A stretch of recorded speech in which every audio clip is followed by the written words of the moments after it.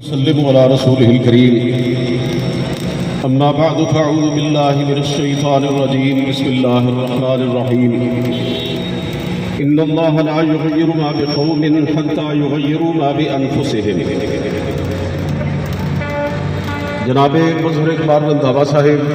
امیر جماعت اسلامی ضلع گوجرانوالہ، محترم حافظ امجد فاروق صاحب امیر جماعت اسلامی کاموں کے امیدوار پی پی 57 کاموں کے، میرے عزیز بھائیوں اور دوستوں، حقیقی بات یہ ہے کہ اس وقت دنیا کا بہترین ملک اپنے وسائل کے لحاظ سے، اپنے موسموں کے لحاظ سے، اپنی مادریات کے لحاظ سے اور اپنے جفاکش عوام کے لحاظ سے یہ دنیا کا بڑا زبردست ملک اپنے بدترین اور بدعنوان حکمرانوں کی وجہ سے عبرت کا نشان بنا ہوا ہے۔ اس ملک کے کروڑوں عوام مہنگائی کے بوجھ تلے دب چکے ہیں اور ہر روز ہمارے حکمرانوں کے منہ پہ ایک زوردار تمانچہ پڑتا ہے، لیکن ان کی غیرت کے اندر کسی قسم کا کوئی ابال نہیں آتا۔ مزدور محنت کش اپنے بچوں کے لیے 2 وقت کی روٹی کا انتظام کرنے سے قاصر ہو چکے ہیں۔ جناب حافظ امجد فاروق صاحب نے آپ کے سامنے یہ بات رکھی کہ غریب عوام خودکشیوں پر مجبور ہو چکے ہیں، اور یہ واقعہ آپ کے شہر کاموکی کے اندر بھی پیش آ چکا ہے۔ آپ کے علاقے محلہ سلامت پورہ کا رہائشی ایک غریب مزدور جو بجلی کا بھاری بل ادا نہ کر سکا، اس کا میٹر کاٹ دیا گیا،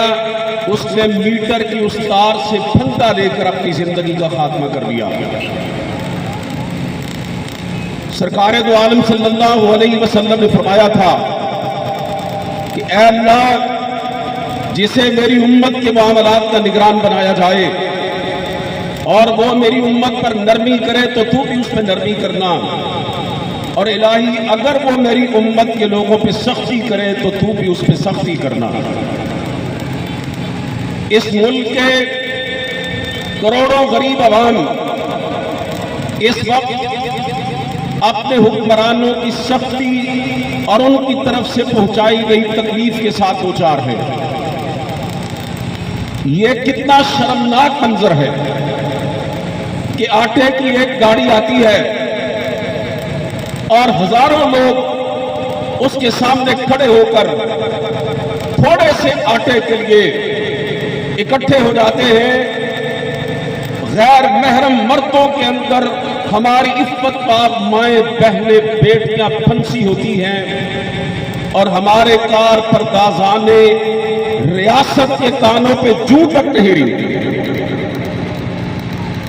عوام بیچاری آٹے کے لیے قطار میں لگی ہوئی ہے،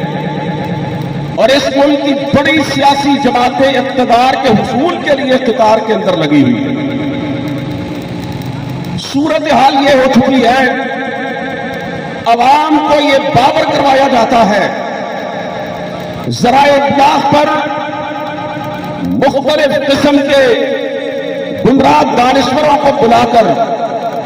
اور سیاسی جماعتوں کے دم چھلوں کو بلا کر بار بار یہ بات پیش کی جاتی ہے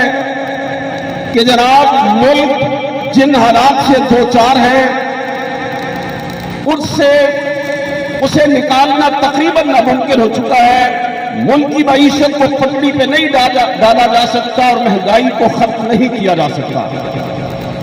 میں آپ کے سامنے بربلا پوری ذمہ داری کے ساتھ یہ بات عرض کرنا چاہتا ہوں کہ اس ملک سے مہنگائی کا خاتمہ کرنا اور عوام کو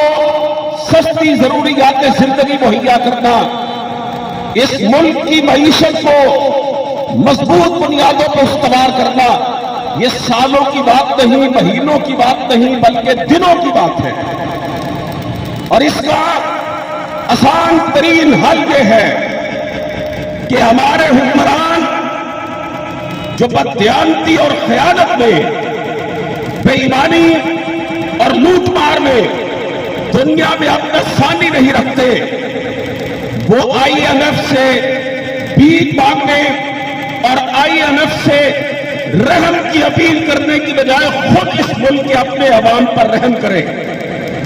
اور اس ملک کی جو لوٹی ہوئی دولت ہے، جو 22 کروڑ عوام کی امانت ہے، وہ اس ملک کے عوام کے حوالے کر دیں، سرکاری خزانے میں جمع کروا دیں، اپنے عوام سے معافی مانگیں۔ کعبے کے رب کی قسم اٹھا کے کہتا ہوں، اگلے دن کا سورج شروع ہوگا تو اس ملک کے کروڑوں غریب عوام کے لیے سکھ اور چین کی نوید لے کر آئے گا۔ حالات اس حد پر پہنچ چکے ہیں کہ پہلے یہ بات زیر بحث لائی جاتی تھی کہ IMF کے قرضے سے نجات کیسے حاصل کرنی ہے، اب یہ بات کہیں دب چکی ہے اور اس بات کو زیر بحث لایا جا رہا ہے کہ IMF سے قرضے کی قسط حاصل کیسے کرنی ہے۔ میں اپنے ان حکمرانوں سے کہتا ہوں، ماضی کے بھی اور موجودہ بھی، تینوں بڑی سیاسی پارٹیوں کے اندر بیٹھے ہوئے مختلف ادوار میں اس ملک کے عوام کی گردنوں پر مسلط رہنے والے ان بھیڑیوں سے کہنا چاہتا ہوں، او خدا را اپنے ملک کے بچوں پر رحم کرو۔ ایک ایک بچہ 72,000 روپے کا مقروض ہو چکا ہے، اور تم نے اپنی موجودہ اور آنے والی نسلوں کے ہاتھ پاؤں باندھ کر انہیں امریکہ، IMF اور ورلڈ بینک کے سامنے پھینک دیا ہے۔ اور بدبختوں، یہ ملک تو انشاءاللہ باقی رہے گا، ابھی یہ لوٹ مار کا کلچر ختم کر دو، اپنے عوام کی لوٹی ہوئی دولت میں سے آدھی دولت ہی ان کے حوالے کر دو، سرکاری خزانے میں جمع کر دو، ابھی توبہ کر لو، بعد میں لوٹ مار کر لینا۔ اب تو اس ملک کی اس گرداب میں پھنسی ہوئی معیشت کو کچھ کنارے پر لگانے کے لیے کوشش کرو۔ میں خراج عقیدت پیش کرتا ہوں مرد مومن، مرد حق جناب سراج الحق صاحب کو، نعرہ تکبیر، مرد مومن، مرد حق، مرد مومن، مرد حق۔ جناب سراج الحق صاحب اپنے صاف ستھرے اجلے کردار کے ساتھ اس ملک کے اندر پورے قد کاٹ کے ساتھ کھڑے ہیں، اور عورتوں پر کچھ تو رحم کریں۔ وہ جو چھوٹے چھوٹے بچے بغیر باپ کے ہیں، لاکھوں کی تعداد میں اس ملک کے اندر، ان کے پیٹ پالنے کے لیے تو خدا را کچھ ترس کھائے ان لوگوں پر۔ اللہ تعالیٰ یہ میری بہن میرے پاس کھڑی آنسو بہا رہی ہے، رو رہی ہے، اور ایسی کتنی لاکھوں مائیں ہماری بہنیں اس ملک کے اندر موجود ہیں جن کے آنسو ان کے آٹے کے اندر جذب ہو جاتے ہیں۔ ان سنگدلوں کو چاہیے کہ اب کچھ حمیت کے ناخن لے، کچھ ہوش کے ناخن لے، اور کم از کم بنیادی ضروریات زندگی کی جو اشیاء ہیں ان کے نرخوں کو ہنگامی بنیادوں پر نیچے لانے کے لیے کچھ اقدامات کریں۔ میں آخر میں یہ عرض کرنا چاہتا ہوں، جناب سراج الحق صاحب اپنی امانت،